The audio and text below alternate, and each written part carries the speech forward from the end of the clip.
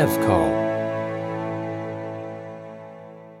Midnight on the Rising Tide by Bobby Nash. Part 3. I came to Big Tony's hoping she could help me find the guys I caught ransacking our victim's cabin. I figured if anybody knew who the go-to knee-breakers on the Rising Tide were, it would be her. Parker, come on in.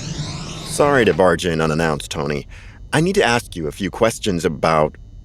Imagine my surprise to find the guy standing in Big Tony's office. About what? It takes a lot to render me speechless. This did it. What can I do you for, Park? I'm sorry. You have company. Hi. Curtis Parker, ship's detective. This is Lieutenant Morris. He works for the captain. And you are? Gentlemen. Ransford. Jim Ransford. Say, have we met before, Detective? You look familiar. Give it a minute. I'm sure it'll come to you. What's going on, Park? I gotta say, I'm a little disappointed, Tony. You really had me believing you weren't in on it. In on what? You mean that thing we talked about with the dead gamblers? Why would I have anything to do with that? I told you can't collect a debt from a dead guy. Killing guys that owes you money is bad for business. And yet, I found your friend, Jim, here, tearing up the dead guy's cabin. He was obviously looking for something, and now he's here, reporting back to you. What? So, you're the guy from the cabin. I can't believe you found me. I thought I gave you the slip. You gave me this black eye, too. Your partner's in the brig, by the way, in case you were wondering. I wasn't. Care to revise your story, Tony? Why? I told you the truth. Tony? He's standing right here, for God's sake. Are you really going to deny he works for you? Yeah, I mean... No, he does work for me on occasion, but he's not employed by my casino. Once more, with less confusion, please. Mr. Ransford is a freelancer. He takes on odd jobs for me from time to time, but he also does work for many of the other businesses on the ship. I prefer the term independent contractor myself. Uh-huh. So, who hired you to kill Chetmore and Marion Blake, Mr. Ransford? Oh, no. You're not pinning that rap on me. I admit I tossed his room. He owes quite a few people on this ship. My job is to collect and make sure those debts are paid. For a fee, I'm sure. Tell me, do you work for free, Detective? Didn't think so. I've got as much right to make an honest living as you do. Honest? Huh. You got something to say, kid? No, he does not. Did you have anything to do with the murders, Jim? I can't believe you'd ask me that, Tony. That's not an answer to the question either. Kid has a point. Talk to me, Jim. We can have a friendly little chat right here. I'm sure Tony won't mind us using her office. Or we can call the captain and make this an official chat. Your call. And before you answer, just remember that the corporation that owns and operates this ship allows you to work here pretty much unencumbered. When people start dying, the suits get nervous. You know what happens when they get nervous. I do. I bet Big Tony does too, don't you, Tony? I do. You want to keep doing business on the Rising Tide, you need to stay off the company's radar. That means talking to me. Here. Now.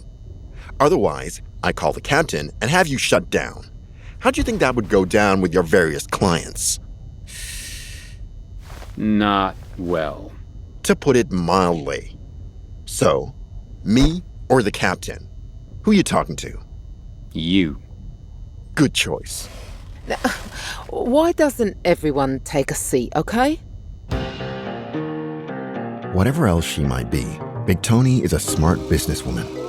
She knows which way the wind's blowing. Not that we have real wind out here in deep space. Still, she's smart. She knows that shutting down Runsford would only be the first chain in a series of dominoes that would come crashing down all around her and the other casino owners. Well, Mr. Runsford? Fine. What do you want to know? Chet Moore. Tell me everything you know. This Moore guy was a piece of work. His type's nothing new around here. He liked to gamble and bet big. More often than not, he bet more than he had, which can get you in trouble in a place like this, you know? I'm aware. So, this guy bets big, loses big. Then, he'd split, try his luck at another establishment, lose there, then head to the next to try and improve his luck. But luck wasn't with this guy. He racked up quite a pile of debt at multiple casinos and gaming parlors on the ship. He was cut off. That should have been the end of it. But it wasn't.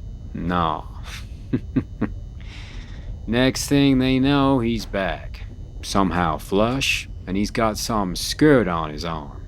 Marion Blake. Yeah, that's her. She's apparently flush, and he's helping her spend her money at the tables. We all assumed she was a convenient mark. Not you? I got the impression she wasn't as unsuspecting as everyone believed. You think she was in on it? Who can say? It certainly crossed my mind. Who killed them? I don't know. Who does? I don't know that either. But you have a suspicion, don't you? Why else would you ransack Chet Moore's room? You weren't looking for the money. Well, not just the money. You were looking for clues, just like we were. You find anything? No. Some jackass interrupted my investigation, punched me right in the jaw. Ouch, by the way. Right. Well, now this jackass wants you to tell him everything you know. I just did. Oh, please. Take an educated guess. I hate to speculate. Bad for business. You know the point in the conversation where I punch you in the face again? Yeah, we're getting there rather quick. Talk. I don't know what to tell you, Detective. You said Moore showed up flush. Yeah. Did he pay off his debts? Hoo-wee. Are you kidding? He came back flush, then lost all the ladies' money, too. Who was he in debt to? It might be easier to ask who he didn't owe. Can you get me a list? Maybe. What about Marion Blake? Everyone seems focused on Chet Moore. What about her? You think she could have been the target, not him? Well, why would anyone be after her? You mean besides the fact that she was a Fed? A Fed? No way. I saw the badge myself. So did the lieutenant. I did. What's a Fed doing bankrolling a loser like Chet Moore? I was kinda hoping you'd tell me. I don't know. I don't believe you. I don't care. You actually think someone here ordered a hit on a federal agent? No one working here is that stupid. Explain that to the dead couple. You think it's one of the casino owners, don't you? I don't know. I can't rule any of it out. Look, either they were killed spontaneously or it was ordered. No matter the how of it, the killers are on this ship. We haven't docked anywhere since the time of death. That means they are still here on this ship. And we have to find them. Yeah, what Lieutenant States the Obvious said. Hey! Can you get me that list? Oh, look, let me make some call, Park. I can ask around, see you here, big too. Okay? You can help too, Runsford. Thanks, Tony. I owe you one. Music to my ears. Patrice, get me Navarro on the phone. While Big Tony and Runsford made the rounds, Morris and I went back to the scene of the crime. The deck where the bodies were found didn't offer up any new clues. Not that I was really expecting them to. I just needed a change of scenery. I sometimes do my best detective thinking when I take a walk. I really should write a book about this stuff one day. So, what's our next move? Constable Parker. Oh, sorry. Thinking. And it's Detective Parker. Did you say something? What's next? Good question. I'll let you know. So, where are we going? I'll let you know when we get there. On the off chance Big Tony and her new buddy can't get what we need, I decide to try another avenue. There's more than one way to dig up dirt. You ever take out a loan? Sure. Yeah, I bought a car once. They check your credit first? Of course. So, the question is, would you loan money to a known gambler on a losing streak? Probably not. Not unless he had great collateral, which I'm guessing our guy didn't. Or he had connections. Maybe he knew somebody willing to look the other way, though that seems unlikely. Business is business. The guys in the under-the-table loan business aren't exactly known for their sentimentality. No, maybe he has something on somebody. what? Like blackmail? It's not as uncommon as you might think, Lieutenant. These are criminals we're talking about here. Forget all that nonsense about honor among thieves. Criminals double-cross each other all the time. If one gets caught, they won't hesitate to sell out one of the quote-unquote friends if it gets them out of stir. And suddenly, the light bulb goes off above my head, and I understand. You've got something, don't you? Can you give me access to the files on our victims? Didn't the captain turn everything over to you already? He gave me their travel itinerary, IDs, travel docs, stuff like that. I'm talking more inclusive files. When you book passage on a pleasure cruise like the Rising Tide, you don't just buy a ticket and hop on board, do you? No, it's a bit more complicated than that. There's background checks. That's done at corporate level. But surely if either of them were a security risk, they wouldn't have been approved for travel. Would they? Good question. Now you're thinking like a detective. Come on, we need to go talk to the captain. And that's exactly what we did. The records were slow coming through from corporate HQ. I left Morris there to wait for them to arrive. I told him I needed to check a few things out, which wasn't a lie, but the truth is, he and I had been joined at the hip for a while now. I just needed a little time alone. I wasn't going to get it. What do you want? What are you up to, Constable? My job. And it's detective, not constable. Whatever. What's your interest in this, Runsford? They're dead. There's nothing left for you to collect. Wrong. There is always something to collect. What I want right now is information. What do you know about Marion Blake's murder? Why do you care?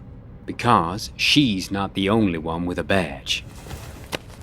Okay, I did not see that coming. You're a Fed? Yeah. Keep it down, will you? Undercover. I'm confused. You and Blake? Partners. Why didn't you say anything? You heard the word undercover, right? The captain didn't say anything. Wouldn't he know if federal agents were working on his ship? He doesn't know, does he? No. Why not? Isn't that standard operating procedure? Unless we think the captain's dirty. Do you? Estevez? Really? No. He's a moron, but we didn't know that until after we came on board. He's clean. Above board. Who are you investigating now? Is it Big Tony? She was a person of interest for a while, but I cleared her. She's into some shady stuff, but she's not responsible for this. I don't always trust her, but Big Tony runs a gambling den on a floating pleasure cruise. I'd be more surprised if she wasn't doing anything shady. Who are you after? That's classified. You don't appear to have any backup, Agent Runsford. I can help you. How? Because I'm the constable around these parts. I know this ship, I know the players. Who are you after? I'm not sure. Blake was using Moore as cover to get inside the casinos unnoticed. I've seen photos. She's a striking woman. I can't imagine her not being noticed anywhere she went. That's where Moore came in. He had a bit of a reputation, bad luck. People tended to give him a wide berth. Being on his arm, no one paid her no mind. You'd think one of the casino owners was behind this. Or one of their pit bosses. Best we can tell, the owners are mostly hands-off. They just sit back and count their money. It's the pit bosses who run the floors. They also handle debt collection. And you think one of them was after Chet Moore? That's our best working theory. How can I help? You know this ship. You know the players. Who should I be looking at? You've been investigating the legal gambling operations, I take it. Of course. Are you saying there are illegal gambling operations happening on this ship? Of course. The legal ones have rules to follow, limits to impose. The underground dens are the Wild West. No limit, no rules, the occasional knife fight. And you know where to find them? I do. Can you take me to them? I can. Lead the way, Constable. What most people don't realize about the rising tide is that it's technically a major metropolitan city floating in space. The sheer size of this place is staggering. It's larger than some of the cities back home on Earth. And yet, only one detective. Me. The more decks you put between yourself and the high roller casinos on the upper decks, the less glamorous the rising tide becomes. There are no ball gowns or tuxedos on the lower levels. It's not fancy. Quite the opposite. After Agent Runsford and I realize we're on the same team, we check in with Lieutenant Morris to see if he's made any progress with financials. He has. Good job, Lieutenant. This is very helpful. Well, one name in particular stood out. Oh, I see. Tell me, are you familiar with Joey Pipes, Agent Runsford? Joey Pipes? Can't say I've had the pleasure. That cinches you've never met him. It's never a pleasure dealing with this guy. Hey, isn't he the guy who broke? Yes. Joey Pipes is scum. Even when he's cleaned up, he looks slimy. Just as like a gangster out of some old holovid. It would be comical, if not for the fact that he runs one of the most dangerous games on the ship. But why doesn't ship security shut him down? They don't have the manpower to police this entire ship. Let's face it, I'm probably the closest thing to a cop on this boat. Joey Pipes stays away from the high rollers so he doesn't get on the company's radar. When there are problems, he knows the right people to pay off to keep his game insulated. Bribes? The way of the world down here in the bowels. Who takes the payoffs? The captain? Nah, Estevez is a straight shooter. Probably someone in security or some other crew position. Doesn't matter. It does matter. We can't have company crew taking bribes. A problem for another day, Agent. Today we're trying to solve 2 murders. Stay on task. Sorry. So, where do we find this Joey Pipes? Right here. Joey Pipes' establishment, for lack of a better term, is on one of the lower decks. Deck K, to be exact, which tells you how far down in the bowels of the ship we are. He has a small space tucked off a service crossover, hidden under the steam pipes.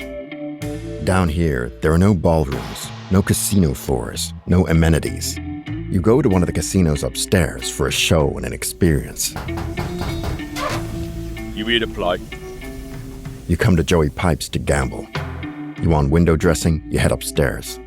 Even Big Tony's dive looks high class by comparison. We need to see Joey Pipes. Yeah, get lost. The boss ain't got time for you. You know who I am. Nope. Don't care either. You tell Joey that Curtis Parker is here and would appreciate a word.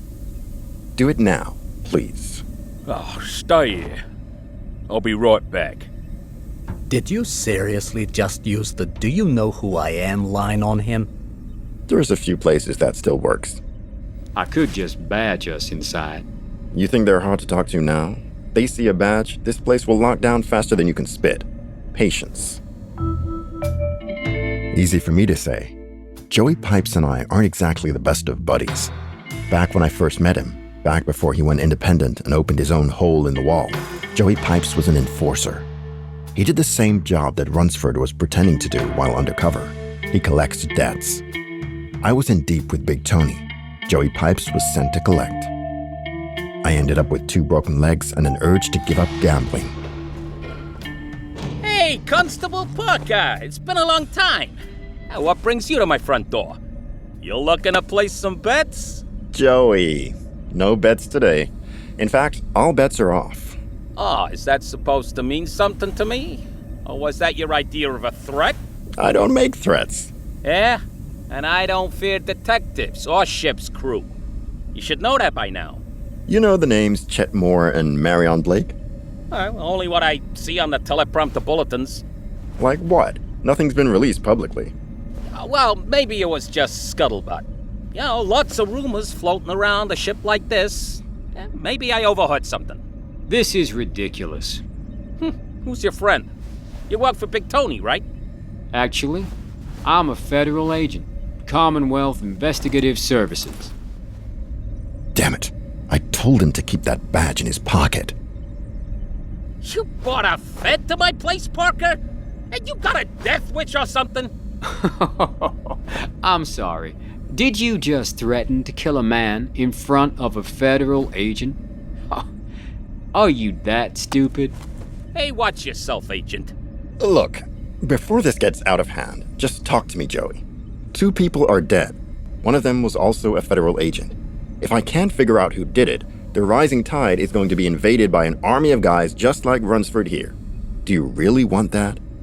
I mean, what are the odds of your little slice of Nirvana here surviving a full-on federal raid? He's not wrong. Oh, which one was the Fed? The man or the woman? The woman, Marion Blake. I didn't know that. As I understand it, she was just in the wrong place at the wrong time. The woman was not targeted. Explain. Oh, look, Chet Moore was into me for, well, let's just say it was a lot. I gave him every opportunity to pay up. He didn't. Next thing I hear, he's flush and going around losing that money too. Look, he owed a debt. He should have paid it off before going out and owing somebody else. Well, that's just bad form. So, you sent a couple of your boys out to, what, talk to him? Something like that. Look, no one was supposed to get hurt. They were told just to rough him up a bit. You know, remind him of his obligations. Beat his ass. How else is he gonna learn? Names. Now. Oh. Sam Green, Wally Bowers. Oh, those 2 are still on your payroll? I thought you had better sense than this, Joe. You told me they were off the boat at the last stop. I warned you what would happen, didn't I? I tried. They wouldn't go. You really try my patience, Joey. Where are they? Sam? Wally? I need ya. Can we do this quiet, Constable? There's no need for violence. That's up to them. Morris, go ahead and call security and have them standing by to take them into custody. On it. What's up, boss? We heard... Parker. What's all this then? You're nicked, boys. No need to do this the hard way. We just need to talk to you. I can see you thinking about it, Sam. I wouldn't advise it. Security has this deck's access points covered. Nowhere to run. If they were smart, Bowers and Green would surrender, come along quietly, and let their lawyers hash things out with the feds. That would be the smart play. These guys, they're not smart. They're running. We're on a sealed ship in space. Where do they think they're gonna go? I've learned to stop asking such questions. Runsford, stay with Joey. Morris, with me.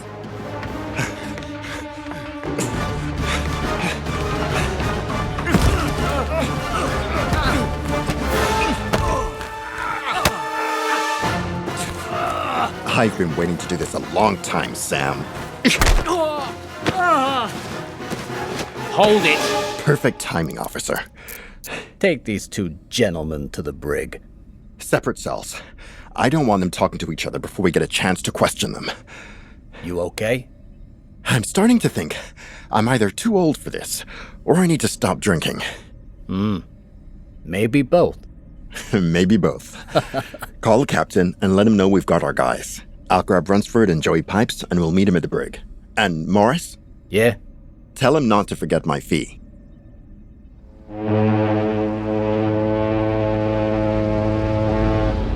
Once we had everyone in custody, they fell over themselves trying to blame each other and cut some kind of deal. Thankfully, that's not my department, so I let Captain Estevez, Agent Runsford, and the lawyers hash that out. Me? My job's done. I was ready to get some sleep. or a drink. Yeah, I know I said I was going to swear off drinking, but you didn't believe that any more than I did you? You were a big help, Lieutenant Morris. I don't heap praise often, so you better savor the moment while it lasts. How about you let me buy you a drink or 12 to celebrate catching a couple killers? Thanks, I actually learned a lot. You have any particular place in mind? What was the name of that joint your girl Cookie works at? That place had atmosphere. I like atmosphere. Yeah, the drinks are strong too. Sold. First couple of rounds on me. I got paid today. After you, Detective. You know, Morris, this could be the beginning of a beautiful friendship. Don't push it, sir. Right.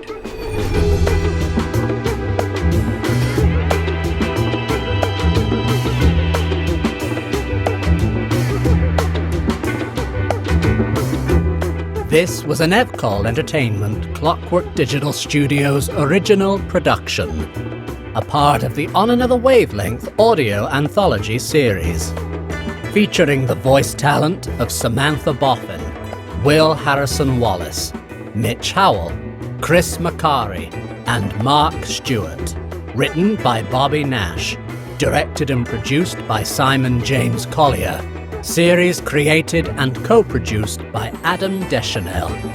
Soundscape design by Charlie Braham. Dialogue editing by Gina Merrells.